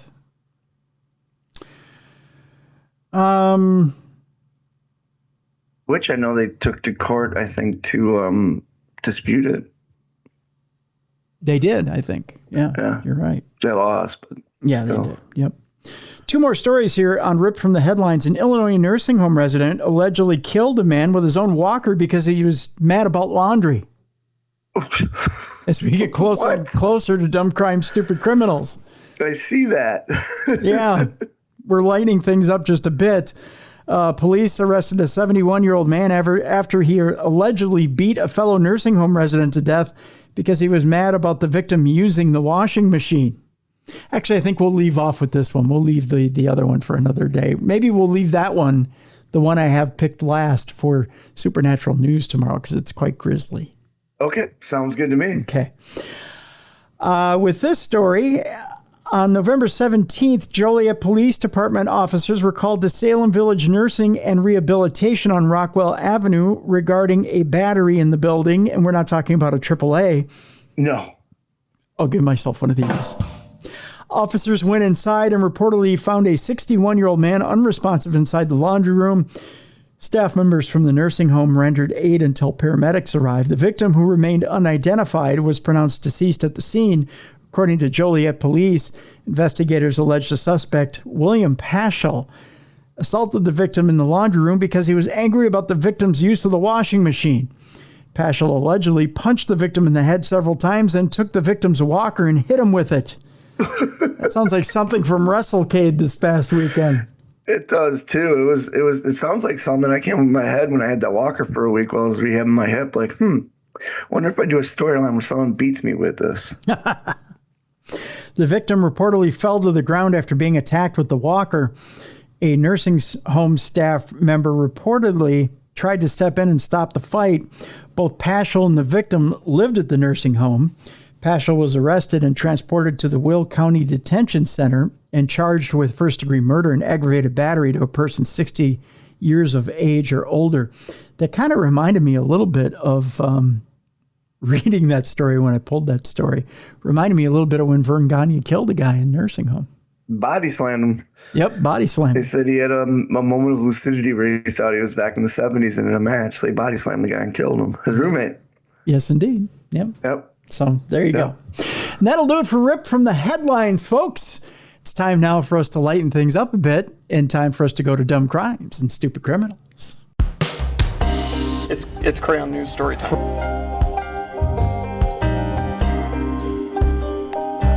What happened with this dude, Christ Bearer? I heard he cut his penis off and then jumped off a balcony. Suspect pulls gun from butt, shoots twice at Denver police. What is your emergency? I need help. And what's the problem? I'm too high. You're too high? Yeah. It's that time again, the time you all look forward to on True Crime Tuesday. It's time now for Dumb Crime, Stupid Criminals. We don't need to introduce our co-host. We've done it once already. But Yep. There he is, the BCB, Hello. the big cuddly beer. Sorry, I sound funny. That's okay. Beer City Bruiser. We start out with, you know what? I don't know that we read this story about the guy who dressed as the Joker. No, I would have remembered this. The headline is "Why So Felonious." That's a horrible Joker makeup, by the way. It is, isn't it? This guy does not look that good. No, that is a terrible. Oh, he's doing Suicide Squad Joker. Yeah, Suicide Squad Joker. Because he's got the damage written on it. It's still a terrible Joker makeup. It is a terrible Joker makeup. A pedicab driver dressed as the Joker and packing a loaded 9mm handgun is facing felony charges after allegedly battering a female customer during a Halloween fair dispute in Orlando. This story is a couple of weeks old, but we pull it anyways. He had a gun and battered her. He didn't shoot her. Evidently not. This guy does not know how guns work, does he? No. Investigators allege that 30-year-old Brandon Jawan Morris threw the victim to the ground and then rummaged through her belongings and removed cash from her wallet. The 2:15 a.m. incident on November 1st occurred across from Orlando City Hall and triggered around 11 separate 911 calls. Everybody was on their phone. Morris and Deborah Smoot, the victim, apparently argued about a $15 charge. Oh, geez. Come on. When cops arrived on the scene, Smoot was found on the ground crying and yelling, and she appeared to have swollen legs, which were reddish. Meaning he grabbed her by the legs and did something to her. I guess. Smoot. Can you imagine those 911 calls? Like, 911, what's your emergency? There's a guy in a shitty Joker cosplay beating the crap out of some girl. Can you come out here? Smoot described her assailant as a black male dressed as a Joker with the words "damaged" on his forehead. In 2016 Suicide Squad movie, the Joker, played by Jared Leto, has such a tattoo. Two witnesses gave police statements corroborating Smoot's account with being thrown on the ground and relieved of her money. Morris was quickly apprehended while still in the area on his pedicab. Those pedal cabs, by the way. I was going to say, he's not getting away. No. He claimed to not recall any altercation that evening and constantly stated that he did not put his hands on anyone. When Orlando Police Department officers searched Morris, they discovered a Taurus pistol inside an army green crossbody bag on him. The gun was loaded with a magazine who had a round chambered. Not bright. No. Morris was charged with battery, a misdemeanor, and 2 felonies, robbery and possession of a firearm during the commission of a felony. He was subsequently freed from custody after posting bonds totaling $10,500. And now he's doing a shitty Penguin cosplay. Yes, he is. Danny DeVito from Batman Returns. Yes, he is. He's got all the movies covered. He does. We move on to California, where a woman is busted for comically faking a license plate on a stolen car. Oh, okay. Well, hey, at least she's thinking ahead, knowing, hey, if they scan this license plate, it's going to come back stolen. I will replace it. Comically, by the way. Comically. The driver, 38-year-old Angel Rasheen Bolton, was arrested early Friday morning by cops in Benicia, California for brazenly handwriting license plate numbers with a thick black marker on what appears to be printer paper and taping it on the back of a silver Kia Rio LX. Wait, you don't buy my license plate? This doesn't look like it's metal? No? Come on. Oh, come on. We know we are not superheroes, but just FYI, this is not a way to get one over on us, the Benicia PD wrote on Facebook. At about 1 a.m. today, one of our officers was patrolling the area of the 5000 block of East 2nd Street when he saw this beautifully handwritten license plate on a car. A quick check of the vehicle showed that it was reported stolen out of Alameda. The numbers on the right side of the mocked-up plate were somewhat smaller than those on the left, apparently because the artist ran out of room trying to squeeze them in. So it's like the Mick Foley shirt when he was commissioner. Remember that? Yes. Where it said commish, and then down the side it said Yeah. To make matters worse, the counterfeit plate's tags were expired. And Wait a minute. Whoa. You're making counterfeit plates. You said, well, hey, we don't want to make it look like too obvious, so let's get it for like 3 days from now. yeah. In the top right corner of the plate was penned Jan 2023, where the expiration date on a real registration sticker would be. Bolton was arrested without incident and taken to the Solano County Jail, police said. She was charged with felony possession of a stolen vehicle and misdemeanor possession of unlawful paraphernalia. She could not be reached for comment on Saturday, probably out of sheer embarrassment. A 30-year-old man from Alameda, whom police did not immediately identify, was also arrested and booked for possessing a controlled substance, allegedly a narcotics pipe. Police said the passenger had 3 out-of-county warrants for his arrest. Let me show you the license plate here, Bruiser. There you go. Would you believe that if you were a cop? Oh, God, no. Not even close. And if you look, it's electrically taped onto the thing. It is, yeah. It's electrically taped, as you said, right on the back. Electrical tape. That's what it is. Yeah, electrical tape. Still. Yeah. It's very obviously not what it says it is. Let's move on. A wild Thanksgiving Eve brawl at a popular Massachusetts restaurant leaves a man bloodied, according to police, and they're investigating felonies all around. There's the famous scene from A Christmas Story where they all go out for Chinese food. Oh, yes. Yeah, and this... Rah, rah, rah, rah, rah, rah, rah, rah. You got it. This time, this one also broke out at a Chinese restaurant in Massachusetts. A wild brawl broke out at a Chinese restaurant in Massachusetts on Wednesday, turning the family dining establishment into an amateur WWE ring that left at least one man bloodied. You know, I would love to see a Chinese food brawl in WWE. I would too, with all the rice and lo mein and all that. Yeah, it'd be fun.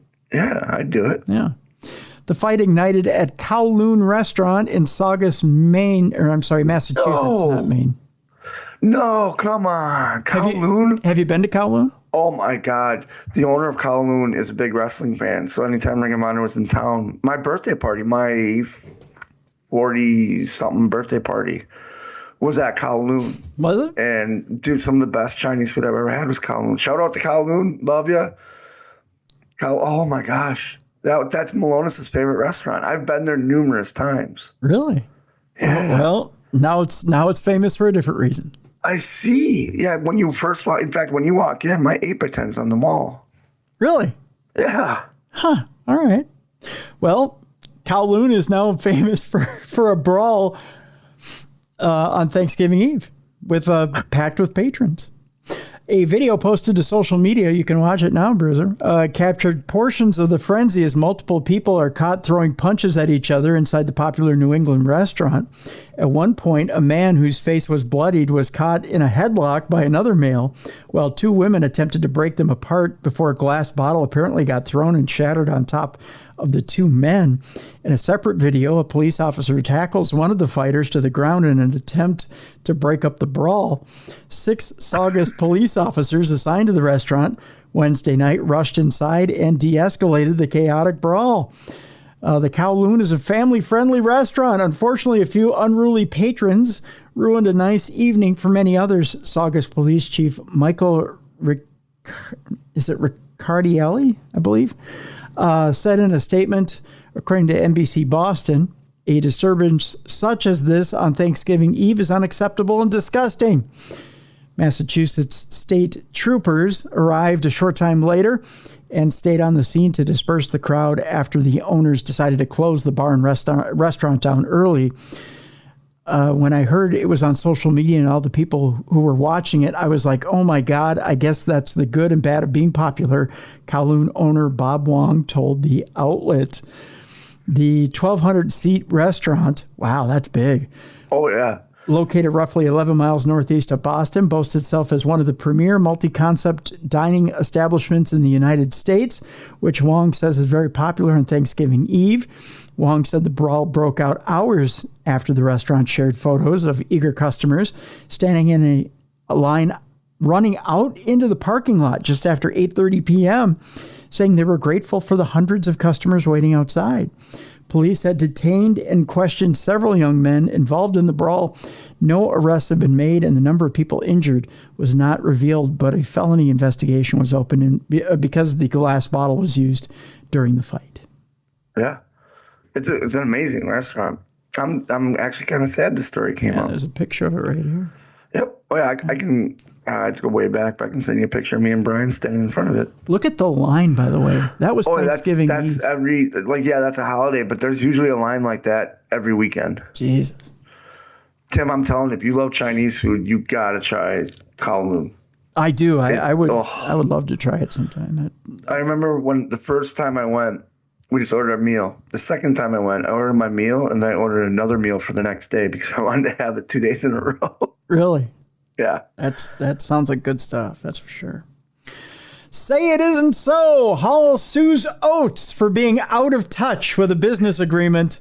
I saw this article, and I'm glad you pulled it. I love this. First people are biting each other named Hall & Oates, and now the actual Hall & Oates are suing each other. That's right. Private eyes are now prying into the inner workings of the legal rift between legendary soft rock duo Hall & Oates. I love Hall & Oates. I do too. Maneater's a great song. Yeah. 77-year-old Daryl Hall sued 75-year-old John Oates, Oates' wife, and another trustee earlier this month, alleging Oates' plan to sell his side of a joint venture would violate their business agreement. The Nashville judge who temporarily blocked Oates' maneuver on Wednesday ordered more documents in the case to be unsealed after the lawsuit filed under seal on November 16th had obscured the details of the case. Now, unsealed records show that Chancellor Russell Perkins issued a temporary restraining order against Oates and his trust to halt the sale of his share of Whole Oats Enterprises, LLP, to Primary Wave Music for 15 days or until an arbitrator makes a ruling. The suit was first lodged after Oates performed solo shows in which he sang songs that Hall took credit for writing. Sources privy to the conflict have told TMZ that the legal battle pertains to ground rules of who can sing what as a solo artist, along with money issues, of course. Lawyers for Hall had moved to seal certain filings of the lawsuit, arguing it is a private matter between the singers, famous for 70s and 80s yacht rock hits like You Make My Dreams Come True and Rich Girl. Although Perkins ordered some of the filings unsealed, they did not reveal exactly what is at stake in the lawsuit. This brings up a question I'll ask here in a second. In the suit, Hall's lawyers claimed Oates and his team violated a confidentiality provision by sharing their business arrangement in a letter of intent to Primary Wave, which they say should legally negate the sale. The entire unauthorized transaction is the product of an indisputable breach of contract, Hall alleges, according to filings. The case will now be heard during a November 30th court hearing. Primary Wave has held a significant interest in the band's catalog for over 15 years, the filings show. In 2021, Hall told Sky News he was not happy with past arrangements, as he warned artists to hold on to their publishing rights, saying, "All that you have is that." Oh, in the early days, he's quoted as saying, "It got sold off for me and I didn't get the money," he said. Oh. That's happened to a lot of artists. That's a common thing in music, which is sad. Yeah. Where they create the music and somebody else owns it and sells it. Yep. Hall and Oates met in Philadelphia in the late 60s, where they both attended Temple University. They went on to release 18 albums and notched 16 top 10 hits and 6 chart toppers. They were inducted into the Rock and Roll Hall of Fame in 2014. We had this incredibly good problem of having so many hits, Oates said, before the duo brought their show back on the road in 2021 after their tour was halted by COVID-19. Believe me, it's not a chore to play those songs because they were really great. In 2015, the duo teamed up to sue a Brooklyn-based food company that was hawking a granola snack named Hall & Oates. Mint like Holland, like truck Holland. Yeah. Now, this suit, if I read this right, is over Oates performing the songs? Yeah. For Now- the songs that Hall wrote. Right. Now, I thought when it's performed in concert that it doesn't matter. Anybody can perform anybody's song. Like I can perform a cover of somebody's song. It doesn't matter. Yeah, I thought that was the case too, because how many times you hear bands playing other bands' songs? Right. You know, especially bands that are influenced by somebody. Right. Because if I perform... I think that's a petty way. This lawsuit, if you think about it, is really petty. It's two guys that just spent too much time together and now are trying to find different ways to dig at each other. I think so too. Yeah. Yeah. Because regardless... You think they're Facebook friends? Not anymore. I think what it is, because you get paid by ASCAP and BMI. Yes. So what's the big deal? Yeah. Unless he's trying to get paid by a certain promoter to go out on the road and perform these songs, and Hall wants a cut of what he's making. Which doesn't make any sense either. I know, it doesn't make any sense. You know what I mean? Yeah. You tour yourself, you're still one half, and you still have half the songs credited to you. You can still play them. Daryl Hall does tour on his own, and he plays all the Hall & Oates catalog with his own band. Yeah, so I think he's just being petty right now. Yeah, it doesn't make any sense to me. I don't get it. I totally don't get any of it. Because under that logic that he's suing him under, if you go see, let's say, a band like, let's go see, say, Eric Clapton. Mm-hmm. And Eric Clapton says, oh, this is one of my favorite songs, and he sings Man-Eater. Technically, Hall & Oates could sue him then, according to this lawsuit. That's kind of what it sounds like. It's because Hall played this song in concert. Oates is like, well, hey. It tells me this is going to get thrown out. Oh, definitely. But it sounds to me like he's trying to sell catalog rights, which doesn't make any sense either. It sounds to me like Oates owns the catalog. Yeah. I don't know. You'd think they'd split that right away. Hey, we're the band, you and me. We get everything 50-50. You know, but again, that's management too. Because look at the Beatles. The Beatles don't own any of their music. Yeah. You know what I mean? Yeah. Michael Jackson's music was just purchased by somebody. You know, he didn't own any of his music. TLC got screwed out of how much money? Yeah, they did. Salt and Pepper's another one. Yeah. Yeah, the one thing before Prince died, he would tell artists that wanted to work with him. Yeah. He would say, do you own your publishing? And if they said no, he wouldn't work with them. Good.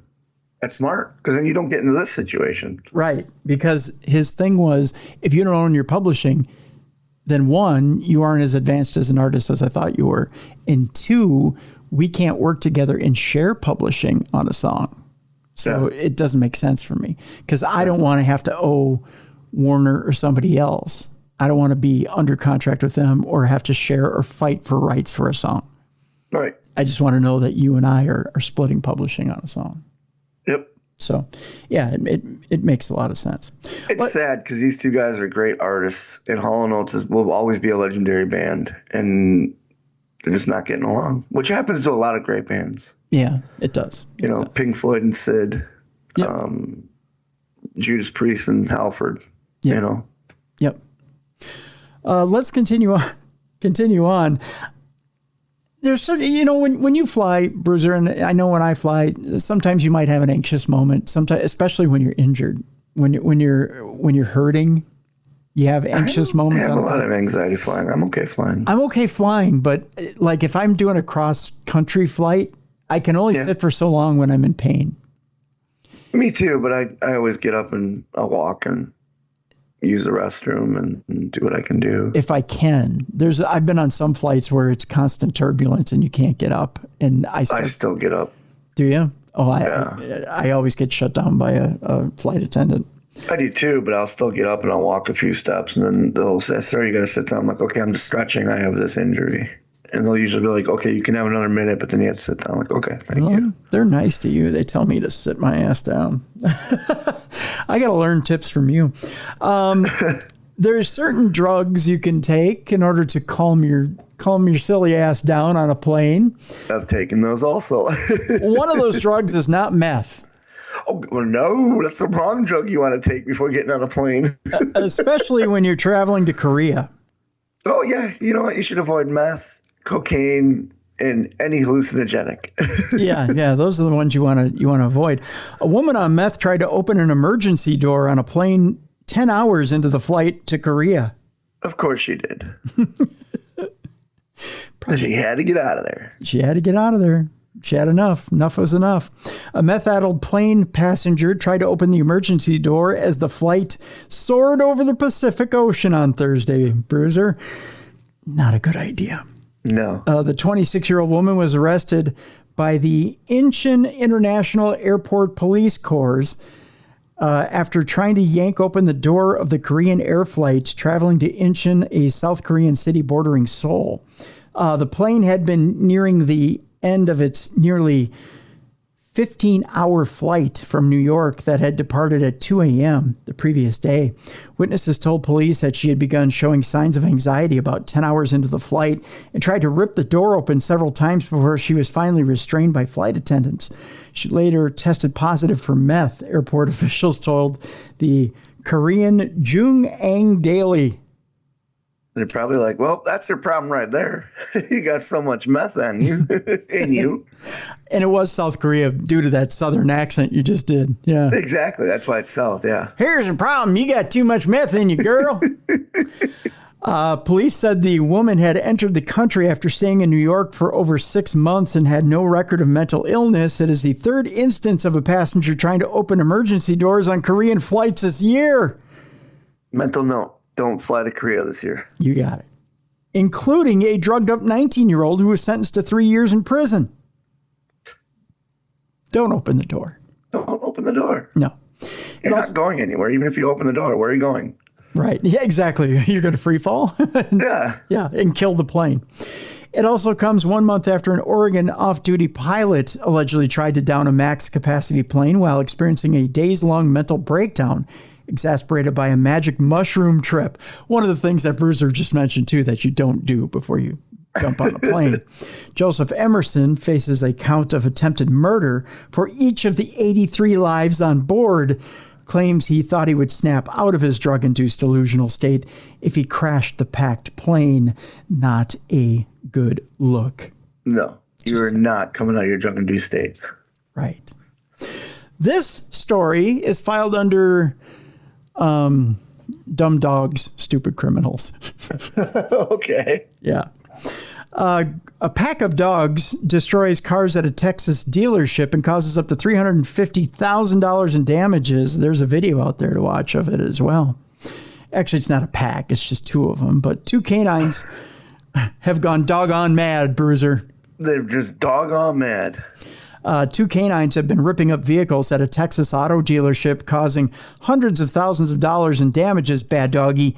According to employees, the dogs terrorized the G Motors dealership on 3 separate nights between November 6th and November 18th, tearing off bumpers and fenders. Shocking surveillance footage provided to ABC 13 shows the pooches alone ravaged 5 cars with damages estimated to cost $100,000 to $350,000.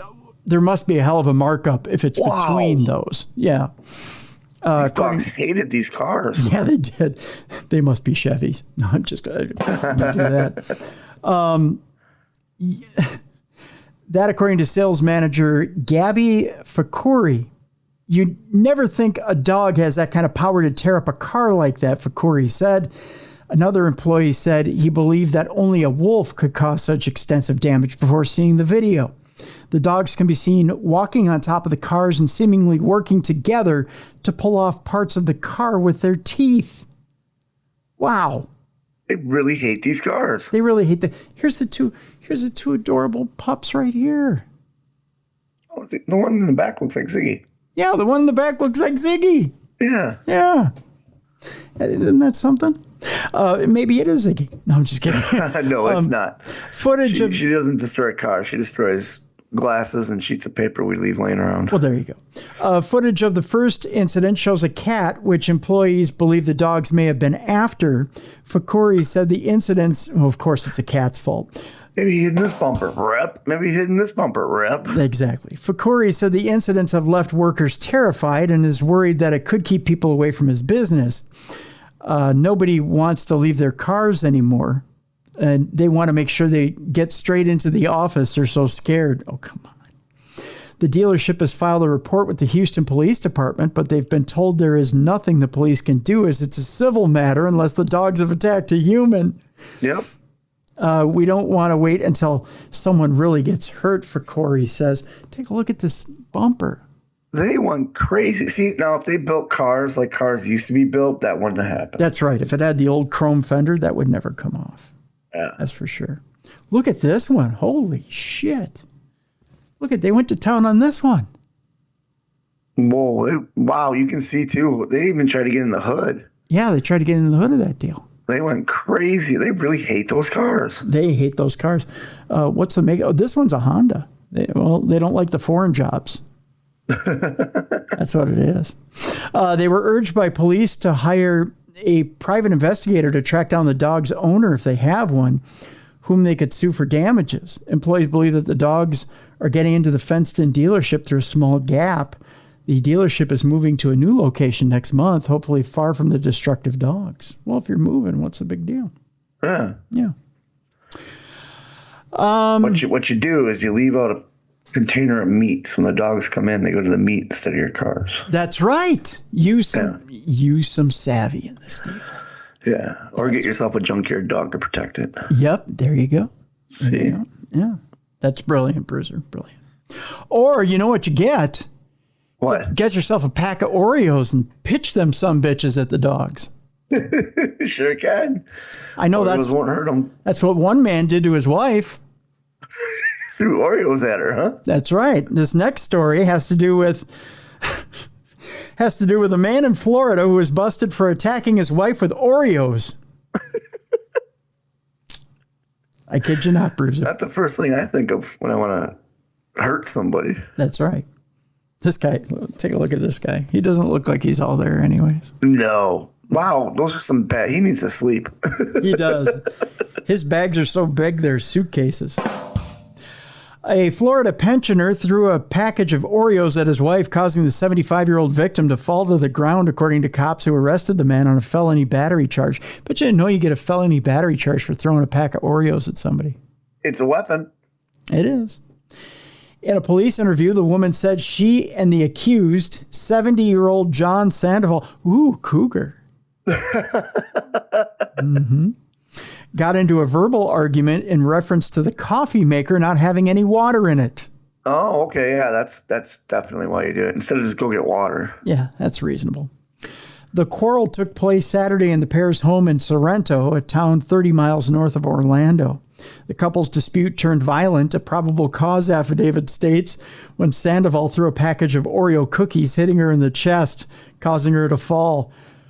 What is he, Nolan Ryan? How does it make you fall? How heavy are these Oreo cookies? At 75, if he has an arm like that, the Twins need a pitcher. I was going to say, how hard did he hit her? The Twins have lost Kenta Maeda and Sonny Gray in 2 days. They need this guy. Do you think he loaded it into like a T-shirt cannon before he fired it at her? Like, what the hell? Don't say that. The Twins need a promotion next year. You're going to be at a Twins game and an Oreo's going to fall in your lap. You're like, oh, come on. You're going to get hit between the eyes by an Oreo. Although I've dreamed of that since I was 5. Get hit between the eyes with an Oreo. While she was on the ground, the victim said Sandoval put his hands on her throat but did not restrict her airway. You know why? Because he can throw, but he certainly didn't choke. During police questioning, Sandoval said his wife was yelling at him when he picked up a package of cookies and threw them at her, adding that he thought the Orioles struck his spouse in the head. The Orioles, boy, he was off just like Twins pitchers. Mr. by that much. He definitely can't hit the strike zone. The Oreos, not further described, were not confiscated as evidence. Evidently didn't need to be. Plus, what would he have for lunch?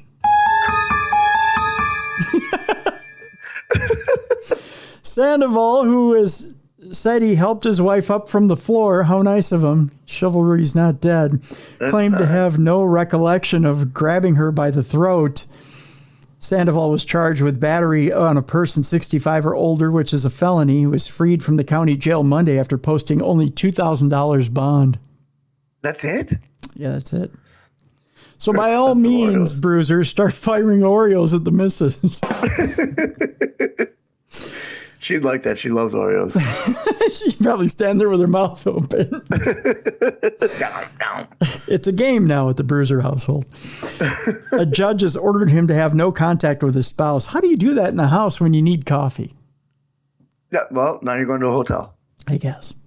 According to a court record, Sandoval was convicted in 2005 on a misdemeanor battery count and sentenced to 3 years probation in order to complete a domestic violence intervention class and a batterer's intervention program. I guess he failed that one miserably. The victim in the earlier prosecution is the same woman as in the pending case, so she never left it. No. Yeah. While a 2005 docket entry states that Sandoval is a convicted felon, details that reported prior are unavailable. There you go. I believe we're in the not safe for, we have 3 stories left here. We're in the not safe for work part of our program. All right. So here's where the kiddies go to bed. Buckle up, Buttercup. We're going to give you 5 seconds to get the kids out of the room, to turn down your listening device, to get the boss out of the room, to put your earbuds in. Here we go. 5, 4, 3, 2, 1. This first one, I don't know how you do this on a bicycle. You have so much talent if you can do this on a bicycle. I'm curious because it's not safe for work condition and you're mentioning a bicycle. Mm-hmm. A bicyclist is arrested for wheelie-lewd behavior. This man right here, Bruiser. It's a man, okay. This man is arrested for pleasuring himself while bicycling. Wait, huh? How does that work? And do you ever get it caught in the spokes? I'm just worried if you hit a bunch of bumps. Oh, my balls. Oh, my balls. Oh, my balls. In a lewd feat of multitasking, an ex-con was arrested for indecent exposure after he was spotted masturbating while riding a bicycle. Somebody called the circus. Hey, he really likes Peloton, all right? Oh. He really likes Peloton. Oh, no. A female witness told cops that she spotted a man later identified as 44-year-old Timothy Graham exposing his penis while masturbating while riding his bicycle. That's a big, long sentence I don't think you ever thought you'd say in your life. Nope. When I went to broadcasting school and Roy Findon said, say furniture barn, temperature. I never was told to say masturbating while riding his bicycle. That was never That's not in the curriculum. Never in the curriculum. But thank you, Roy. I bet you're proud of me now. You didn't think Walter Cronkite sat there and this is Walter Cronkite masturbating while riding a bicycle. Masturbating while riding his bicycle. Good night, everybody. Friday, he was doing that in a parking lot in Indian Shores, a Gulf Coast town south of Clearwater, Florida. Of course, it's Florida. Well, the weather was good. Yeah, it's sunny out. Why not whip your balls out and start masturbating? Yeah. It's a great day for a bark ride. Oh, you know what else is a great day for? Masturbating. How do I put them together? Just don't get it caught in the gears. Graham was later stopped by cops, and the victim said he was 100% confident that he was the man she saw pleasuring himself on the bike at around 5 a.m. So beautiful sunset, Bruiser. Or sunrise, I'm sorry, sunrise, sunset. He's out there. Oh, the sun's coming up. The breeze off the water there in Clearwater. I think I'll take it out and whip it to death. He was probably like, I'm going to stop my paper route right now. My Because this is too paper beautiful not to route. take in. I'm Because starting. why else are you riding a bike at 5 a.m.? I'm starting my paper route. The man's 44 years old. He's got a paper route. He's had that paper route for 30 years, man. When Graham was first contacted by police, the zipper to his pants was down. It wasn't me. Then what's that? Evidence? Graham, who claimed to have been sleeping at a park, was asked if he had engaged in the alleged lewd conduct. The defendant advised he was in the park, police noted. Charged with exposure of sexual organs, Graham, whose address is listed as an apartment building in nearby Largo, was booked into the county jail where he remains locked up in lieu of how much bond, Bruiser? Wait. He has an apartment, but he was sleeping in the park? It was nice outside. He finished and was like, I gotta lay down right now. Yes. Whew, gotta go to sleep. I think $50,000 bond. Wow! For jacking it on his bike? That's true. Let's go $5,000 bond. One more time. $2,500. $150. That's it? Jack it if you got it. That's it. That doesn't teach him a lesson at all. No. Hell, I might go out and stroke it in Clearwater for $150. Yeah. I might get a paper out just to do this. Yeah. Until earlier this year, Graham was a state prisoner, having been convicted in 2001 of attempted murder, arson, and burglary. In one of his several blazes he copped to, Graham splashed gasoline around a Largo house and ignited the property, which was occupied by 6 individuals. Nice guy. Yeah. Hey, at least he's going backwards instead of accelerating like most criminals do. Or fires. Sentenced to 20. Horrible Maybe joke. that's his therapy technique. Maybe his therapist is like, hey, when you think of setting fires, do something that, takes your mind off it. So maybe he was riding his bike at 5 a.m. when, man, that sunrise, those oranges and those yellows, like, oh, I got to start a fire. Wait, how do I, whip it out and boop, boop, boop, boop, boop, boop. Then he's going dun dun dun dun dun dun dun dun dun dun dun dun dun dun. Get it? Beat it? Oh yeah, I got it. Sentenced to 25 years in prison, Graham was released from state custody 6 months ago. And ever since Well, then... good for you. Way to be good for 6 months. That's right. Ever since, when he sees a sunrise... Dun, dun, dun, dun, dun, dun, dun, dun, oh! We got it. We move on. What's the biggest request you've ever made of a police officer? I don't know. Don't handcuff me behind because I have a bad wrist. Handcuff me in front. Okay, reasonable. Yeah. Reasonable. Yeah. You're not going to believe this one. Okay. Again, we're in the not safe for work category of dumb crime, stupid criminals. A woman asked cops not to seize her adult toy. Okay. It's a precious, precious adult toy. A plea was made as investigators executed a drug search warrant. While SWAT team members were searching her backpack. Whoa, she keeps it in her backpack. Okay, she's ready to go. Well, sometimes you got to be. They discovered methamphetamine and other narcotics. Ariella Messina had one request of law enforcement. Don't take my dildo! You can take the meth, but leave the dildo. I believe that's a country song. But don't take my dildo. The 27-year-old Messina made this plea after investigators found a blue vibrator in the backpack. Evidently, she wants to boff a Smurf. The backpack also contained Messina's driver's license and a necklace with the name Ariella. Aw. She can't remember her name. Well, with all the drugs she had. By asking for her sex toy, police declared, Messina made it apparent that the backpack was hers and she was aware of the contents inside. Ma'am, are these your drugs? No. But that sex toy, that's mine. But that's I want that back. But that Smurf dick, that's mine. Don't take that. During the execution of a search warrant early Tuesday morning at the residence in Jensen Beach, Florida, cops seized cocaine, meth, drug paraphernalia, and brass knuckles. Because eventually you're going to have to knock a bitch out over your drugs. She covered all the bases. Yes, she did. Pleasure, get high, protect yourself. Pain. Pain. Yeah, pain. Messina was one of 5 individuals arrested at the scene.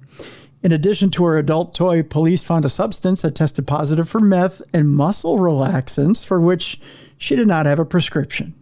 Oh, well, she's going real crazy. Yeah. Get that methamphetamine, get you all amped up. Take that muscle relaxer so your body's nice and calm. That's right. At the time of her November 21st arrest, Messina was on probation in connection with a 2022 conviction for possession of cocaine, ecstasy, and marijuana. Those drugs, court records show, were inside a locked safe in Messina's residence. No, don't put money in it. Put the drugs in it. Yeah. Oh, yeah. Protect what's most important, your vibrator and your drugs. Messina was booked into the county jail on a pair of felony drug counts. She's being held in lieu of how much bond, Bruiser? $300. Oh, no, there's drugs involved. I'm going to say $1,500. Go a little higher. We'll give you one more. $2,500. $10,000. Oh, wow. By the way, Did she get her vibrator back? No, the whereabouts of her dildo are unknown at this time. However, I will gladly show up at her house and substitute. Oh, yeah, she's a very beautiful woman. Yes, she is. Just saying. I'll bring the Coke. We'll be up all night. If you know what I mean. Just saying. She's not a bad-looking woman. No. Mm-mm. And she clearly doesn't have a boyfriend. Yeah, that's for sure. That's for sure. And finally, one more story. You got it. Dumb crime, stupid criminals. A woman has been arrested for masturbating with a vibrator on a Georgia beach. What is with these women just publicly going on with their vibrators? I have no idea. Well, hopefully it was in the morning and it was the sunset so we can tie the first story and this story together. The 34-year-old moaning Georgian was spotted using her vibrator there. She told police that she did not think anyone witnessed her self-pleasure session because it only took her 20 seconds to orgasm. Oh, okay. Damn. I mean her. She's quick. That's a good vibrator. That's right. Responding to a 5:30 p.m. report of a woman performing a sexual act on the beach, Tybee Island cops last month interviewed a witness who said the female suspect placed a towel on the sand and then opened her backpack and removed what looked like a vibrator. The woman, the witness told police, began using the apparent vibrator to masturbate, adding that she could hear her moaning.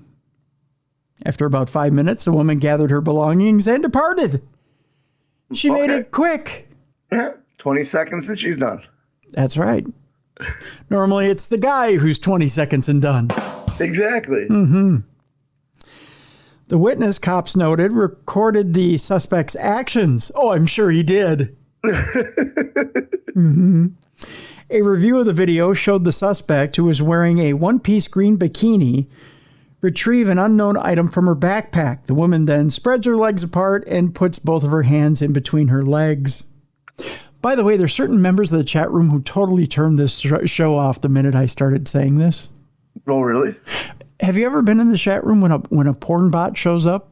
Oh, God, yeah. They all run for the hills. Yeah, and they right away. Tim, get rid of it.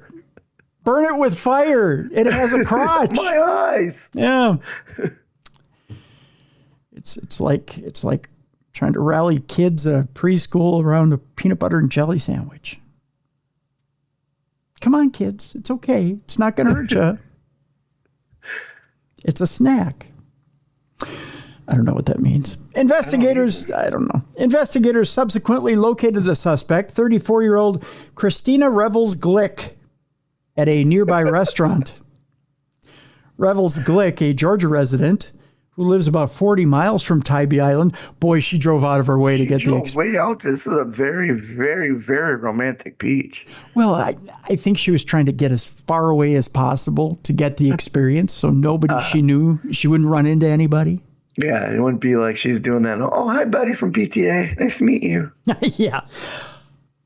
Oh my God. Is that Christina from work?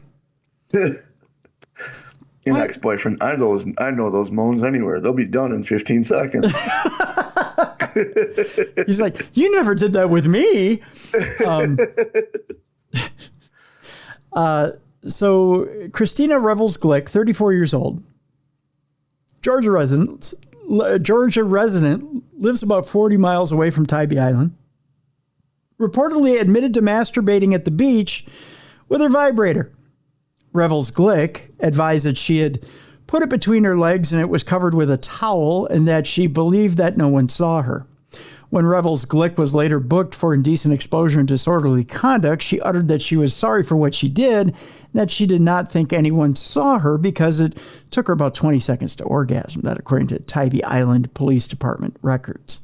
The vibrator in question was found in Revels Glick's backpack. Again with the backpack! Another backpack, okay. Evidently, whenever you see a woman with a backpack, you know what's in it. Yep, meth and vibrators. Meth and coke and vibrators. Was photographed by police for evidentiary purposes. Again, another good-looking woman. Oh, yeah. Look at this. Why is she? Okay. 2 for 2 on the good-looking women with vibrators. Yeah. Yeah. Definitely do not kick her out of bed for eating crackers. No. I think the clue here, Bruiser, is guys out there. If you're looking for good-looking active women, look for them with backpacks. Go to Florida and Georgia. Yeah, go to the South, so to speak. Go to a beach. Go to a beach, or go somewhere and look for a good-looking woman with a backpack. Yeah. Oh yeah. You definitely know she's lonely if she's a good-looking woman with a backpack. Yep. There you go, single guys. We got you. There you go. And evidently she's hungry. Just saying. And with her, 20 seconds and you're done. Well, for that one, yeah. Not speaking for the one who's on coke, but she might be wanting a little bit more, but just saying. So we figured it out. We broke the code for all those guys out there. Yeah, we're gonna. You know what? We're gonna get a bunch of people saying thank you. I met my wife because of you guys. That's right. I saw a good-looking woman in a mall. She had a backpack. I walked up, and now we're married. Congratulations. And I'm exhausted. She keeps taking me to the beach, and I don't know why. But I love going to the beach. I love the beach. I've got sand everywhere, but I love the beach. So that'll do it for True Crime Tuesday today. Thank you so much, everybody, for listening. Even though we got a little raunchy at the end, but, hey, it was worth it. And chat room, it's okay. You can listen again. Yeah, just saying. Remember, you see someone in the back, a woman with a backpack. We know what it is. She's ready and willing. Yes. Now I'm going to get the chat room saying, I have a backpack and I don't want anything to do with that. I just use it to carry my books. I'm going to giggle every time I see a good-looking woman with a backpack. See, you'll know. Oh, I know. Yeah. Next time I'm at the gym, just nudge one of them, go, I know. Good for you. I know. I hear you, sister. You're all about it. I know. I feel you. I mean, not literally feel you. Might get in trouble for that. I don't know. Tomorrow on the big show, Supernatural News. Got some good stuff for you tomorrow for Supernatural News. Just saying. And then Nicole Magic on Thursday. Oh, nice. Yeah, we got some exciting stuff with Nicole Magic on Thursday. Let's see here. What you got going on this weekend? Rest and relaxation. Trying to get the body back, get the mind back, play with the pups a little bit. I'm still training. The Future Professional Wrestling, AMLwrestling.com/training. Go there. If you want to train with me, the Bigger City Bruiser, I will get you ready to work events like WrestleCade and have a blast. And then my schedule will probably pick up. I'm not going full-time back in ring, but my schedule will pick up in January, where I'm going to go on I'm going to pick and choose where I want to go, depending on if I have family in the area or friends. Or, there you go. And I've been contacted by a Minnesota promoter you and I know about. We're in the middle of working some details. So I'm not going to say who it is online, but you know who he is. I know who he is. So we'll see if we can come to an agreement and I can come see the cruiser. That'd be nice. It might be one of the same who I've had. I haven't had them reach out directly, but through intermediaries, if that's the word, intermediaries. I don't know. Has talked to me about potentially ring announcing again. Oh, really? Okay. Yeah, we'll talk. We'll find out. This weekend, Enchanted Expo with a Twist, a winter wonderland. It is going on at the Shoreview Community Center in Shoreview. I'm one of the guests of honor, and I'm speaking first right away in the morning at 10 o'clock. It goes from 10 to 5 at the Shoreview Community Center. You can go to darknessradioshow.com and go in the events section. You can also go to enchantedawakenings.net and get the full schedule. And I'll be talking EVP. Oh, nice. Yeah. Be talking EVP in the morning, and I'll be there all day long. Come on out and say hi. For sure. Yeah. So that's going on this weekend. I think that's about it. Tomorrow, Supernatural News right here on the big program. For Beer City Bruiser, I'm Tim Dennis. Thank you so much for joining us today on True Crime Tuesday. We'll see you again for Supernatural News right here on Darkness Radio.